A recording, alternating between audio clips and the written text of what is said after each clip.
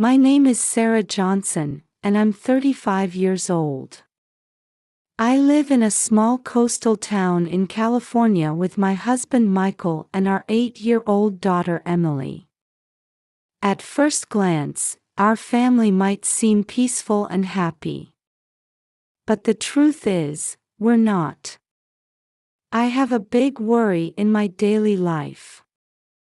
The source of my worry is my mother-in-law, Martha.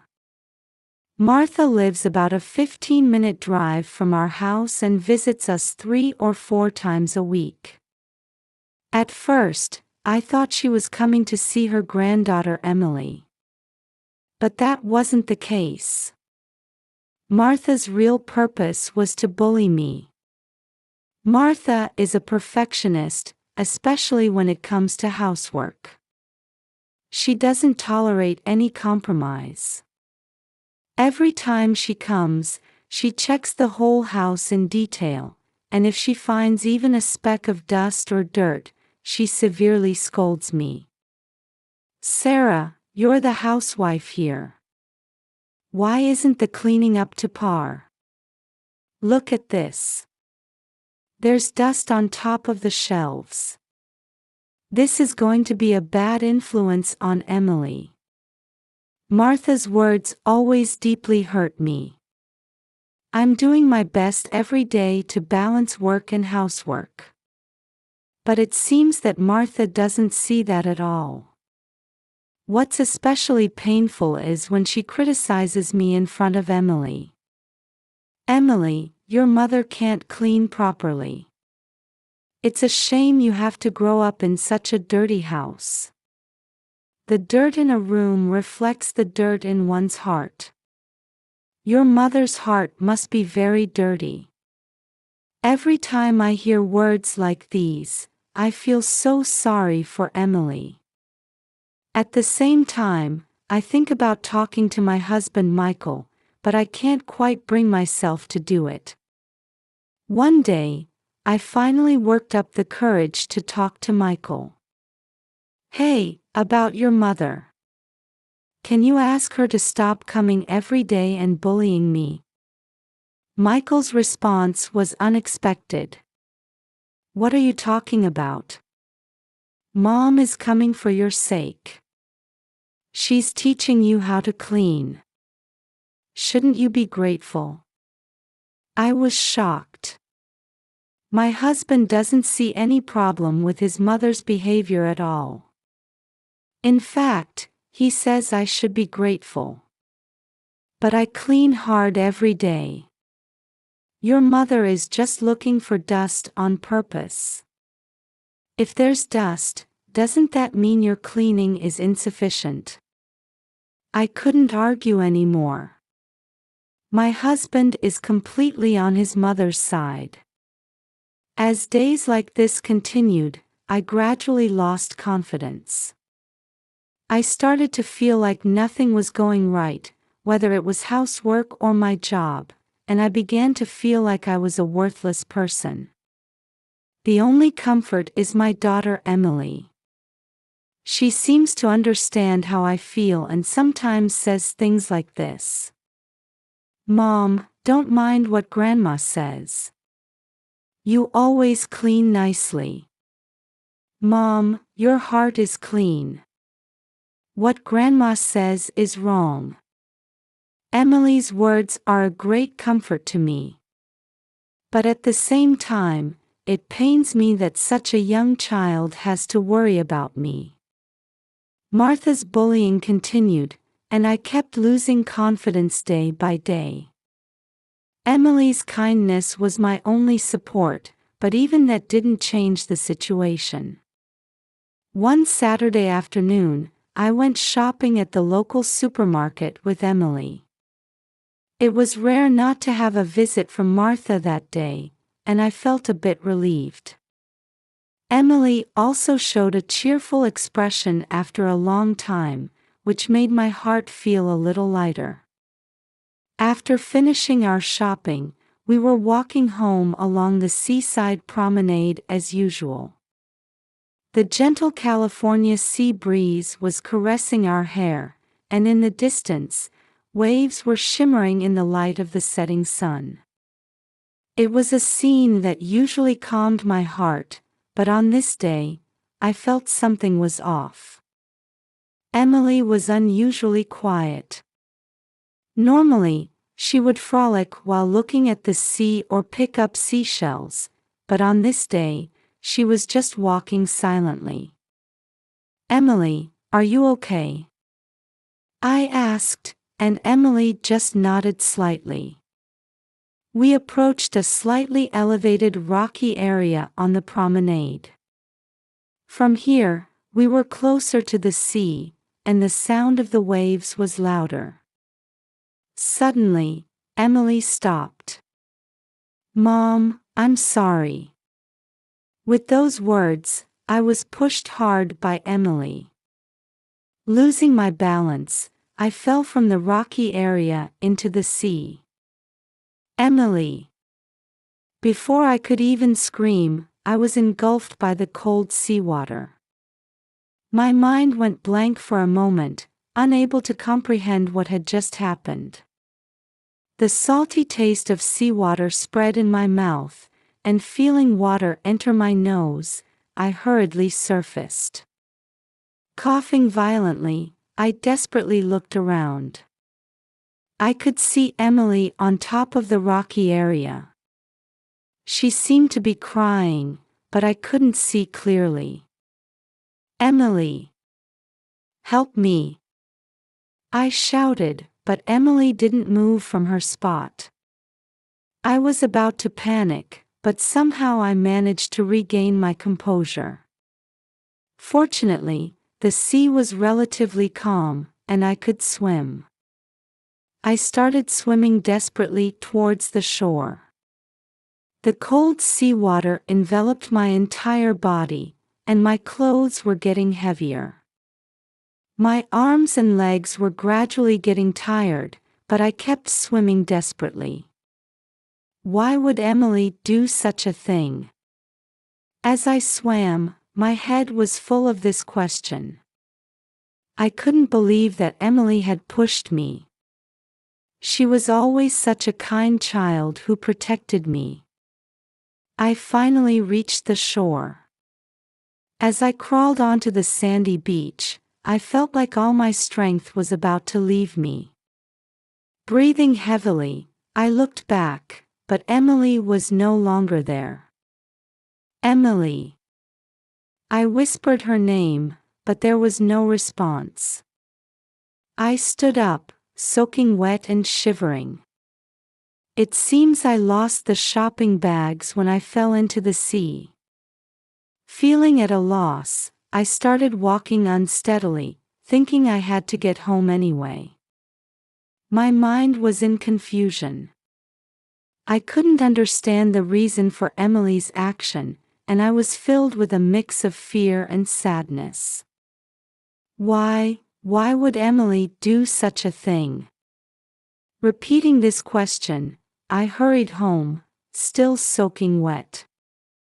I opened the front door and stumbled inside, where silence enveloped me. Emily was nowhere to be seen. "Emily! Emily, where are you?" I called out, my voice strained, but there was no answer. Anxiety and confusion dominated my heart as I began to take off my wet clothes with trembling hands. Just then, the phone started ringing. I hurriedly picked up the receiver. "Hello? Emily?" A small voice came from the other end of the line. "Mom. I'm sorry." It was Emily's voice. She sounded like she was crying. "Emily, where are you? Why did you do that?" My voice was shaking. A mix of anger and worry. "Mom, listen."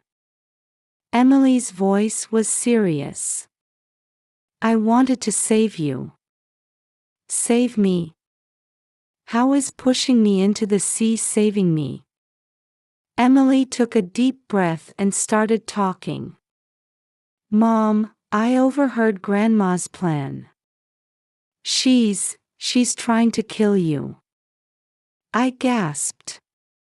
What are you saying? I heard Grandma talking on the phone. She's after your life insurance money. I was speechless at Emily's words. Martha is trying to kill me. It was unbelievable. But Emily, why did you push me into the sea? We could have talked about this. Emily answered in a small voice. Mom, Grandma was planning to put poison in your dinner tomorrow. But I thought if I just talked about it, you wouldn't believe me. I was shocked by Emily's words. Indeed, considering Martha, I might not have believed it if I had just heard about it. So I thought if I made it look like you had an accident, it would thwart Grandma's plan. If you survived and came back from the sea, Grandma wouldn't be able to carry out her plan. Emily's voice was trembling. Mom, I'm really sorry. But I wanted to protect you. As I listened to Emily's words, various emotions welled up inside me. Fear, sadness, and deep love for my daughter. Emily, I understand how you feel. But it was a very dangerous thing to do. What if I had drowned? I know. I'm sorry. But I knew you were a strong person.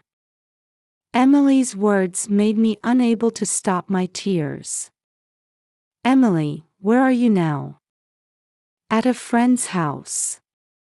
Come home right away. Let's think about what to do next together. After hanging up the phone, I fell into deep thought. Martha's plan, Emily's actions, and what we should do next. My head was in confusion, but there was one thing for certain. I had to protect Emily. And I had to find a way out of this situation no matter what. I heard the sound of the front door opening, and Emily came back. We exchanged a long embrace and started to make plans for what to do next. When Emily came back, we hugged for a long time. Feeling Emily's small body trembling in my arms, I couldn't stop my tears. Emily, I'm so sorry. I made you carry such a heavy burden. I said while gently stroking Emily's hair. Emily looked up at me, her eyes wet with tears. Mom, I should be the one apologizing. I put you in danger. I gently wiped Emily's cheeks and took a deep breath. Emily, you were trying to protect me. I'm very touched by your courage and love. But from now on, let's think of safer ways, okay? Emily nodded slightly. At that moment, I felt my daughter's growth and strength, and my heart swelled with emotion. Mom, what are we going to do now? In response to Emily's question, I thought for a moment before answering. First, we need to have a proper talk with Grandma. But before that, we need evidence. We talked late into the night, making plans. I was moved many times by Emily's courage and wisdom. The next morning, I decided to take action to improve my relationship with Martha, with renewed determination. First, with Emily's help, we decided to record Martha's phone conversations. A few days later, when Martha came to our house, I greeted her, trying to appear calm despite my nervousness. Martha, let's have a good talk today. Martha looked puzzled but sat down in the living room. "Martha, I understand how you feel about me. But we can't leave our relationship like this." Martha tried to speak, but I raised my hand to stop her. "Please listen. I am your son's wife and Emily's mother. We are family. But your actions are trying to destroy our family." Martha's face turned pale. "What are you saying?" "I'm just—" "Emily overheard your phone conversation. About targeting my life insurance money." Martha seemed at a loss for words. I played the recording, revealing Martha's plan. "Why would you do this?" I asked, tears in my eyes. After a long silence, Martha broke down crying. I was just lonely. After Michael married you, I felt like I lost my place." I took Martha's hand. "Martha, you are an important member of this family. But actions that hurt us are not acceptable." Martha looked up and met my eyes. "I'm truly sorry. Can you forgive me?" "I forgive you. But from now on, let's make an effort to respect and understand each other." From that day on, we gradually started to repair our relationship. Martha began receiving psychological counseling, and I participated in family therapy. Emily also slowly rebuilt her relationship with Martha. Martha was impressed by Emily's courage and wisdom, and deepened her bond with her granddaughter. A few months later, we went on a family picnic by the sea. Martha brought homemade sandwiches, and Emily was having fun collecting seashells. As I listened to the sound of the waves, I looked around at my family. We might not be perfect yet, but we were definitely moving forward. Through this experience, I learned the importance of family bonds and understanding each other. And above all, I felt deep gratitude for Emily's love and courage. A year has passed since our picnic by the sea. Since that day, the bonds of our family have been deepening, slowly but surely. Martha now accompanies Emily to her piano lessons once a week. Gone is her former strictness.